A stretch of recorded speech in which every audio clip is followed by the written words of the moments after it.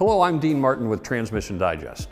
Welcome to the TranStar Industry Studios here at Babcock's Media.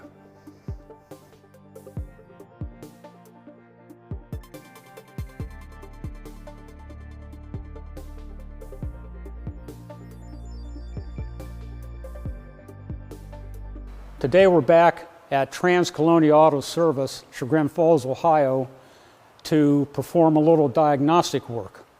A customer with this 2012 Ford F150 truck arrived with a complaint of a harsh downshift. It happened overnight. It was not a gradual thing. It hasn't set any diagnostic codes. There's no trouble light. So what we're going to do is test the system to see what's wrong, because it could be a computer-related issue, solenoid, valve in a valve body, or a clutch assembly itself. So first things first, we're going to drive the vehicle with a scanner on it. We've already hooked up a snap-on scanner, the red brick, to the OBD2 connection, and we're going to drive down the road and see what kind of computer signals we get. Based on the customer's complaint, there's an indication that the A-clutch system might be at fault. Since A-clutch is applied in first through fourth gear, I'm going to see how the garage shift is out of neutral into drive. Neutral to reverse is fairly smooth. Neutral into drive is a bit abrupt, again indicating that there's an issue with the A-clutch. We're going to look at the computer control of the SSA solenoid, which controls the A-clutch assembly. So I'm taking off, it's shifting from first to second to third, and we have a milliamp applying it. Again, it's in fourth gear, and when we go into fifth gear, that solenoid signal will drop, and there's fifth gear, and it dropped.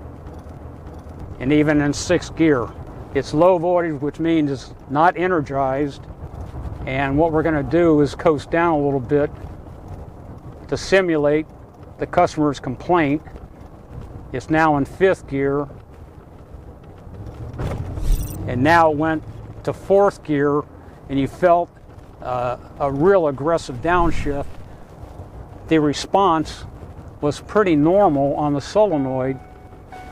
Back up to fifth gear, and we don't have application voltage. And as we downshift to fourth, coast down, again, it's an abrupt apply. It went right back to a milliamp signal, as it should. And based on the fact that it doesn't have a diagnostic code, I don't think that there's an issue with any other solenoids or anything else in the transmission, because it shifts relatively well, with the exception of that 6 or 5 to 4 downshift or the neutral drive apply. So we're going to take it back to the shop, going to put it up in the air, see what we can do with it.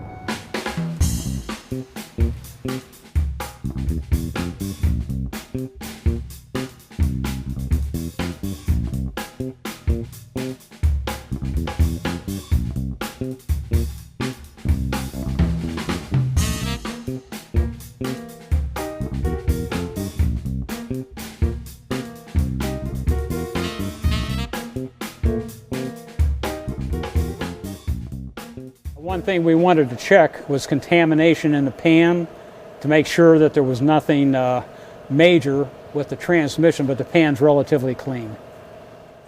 Okay, since the solenoid seemed to fire okay, we're going to check the two valves, the A-clutch regulator and latch valve. With the complaint that we have on the truck, as I say, there could be several things that can cause this. The computer seems to be firing like it should, but we're going to check oil schematic to see what's involved as far as which solenoid, as well as what valves are involved in the system. So I brought this up on all data, and yeah, as you can see, you have your SSA solenoid. It's fed from your solenoid regulator valve when it energizes, oil passes through the solenoid down to your A-clutch regulator valve. It moves it to the right. Oil from your manual valve goes up and is allowed to pass through up to your A-clutch pack, as well as the A-clutch latch valve.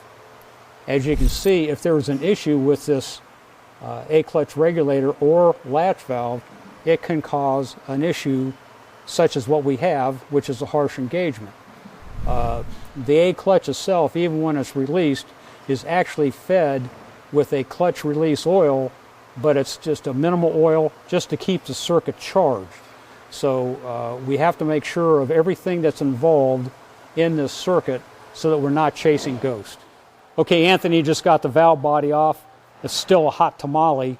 One thing I did want to mention that you can't really see in the video, this electrical connector sleeve has to be pulled off. So before the valve body comes off, this white tab has to be pulled down, which is the release, and then you pull the electrical connector sleeve off.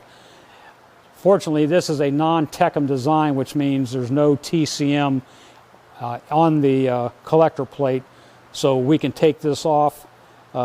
We've already pulled the bolts, and this can just pull up. It's got a couple of lineup pins, which makes it a little difficult, but we're going to take it off.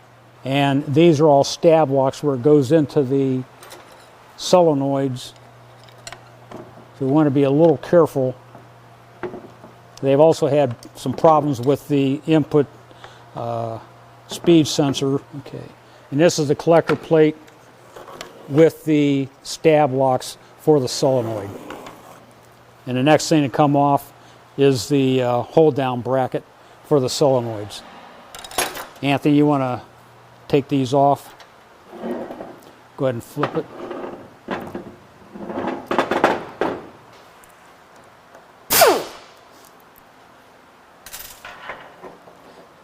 Okay, now we're taking off the retainer that hold all the solenoids in position. The solenoid in question is the SSA solenoid, as I mentioned, which affects the A-clutch circuit.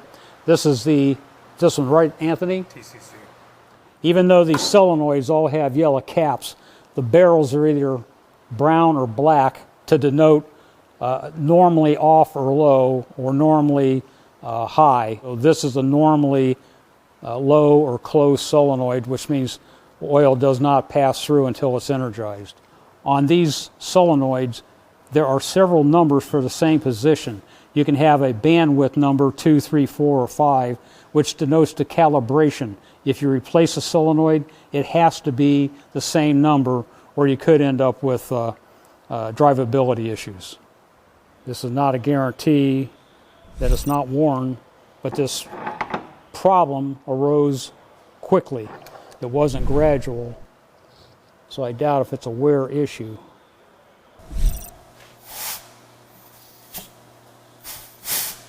The A-clutch applied good. We didn't hear any leakage, and even if there was, that would indicate a slipping condition. We don't have a blown seal on the clutch pack itself, which normally if we did, there would be a slipping issue. Okay, we're going to try to test this solenoid mechanically. Unfortunately, we don't have a manifold for this, and this is not exactly the way it should be, but we're going to see if we have pulse function. So we're going to hit the duty cycle, and I feel it clicking, and I'm going to put air to it. And as Anthony raises and lowers the duty cycle, I can feel a difference in the pulse rate of the solenoid. And one other thing we should do is to check the ohm on it. Go ahead and set the ohm, and let's see what the resistance is.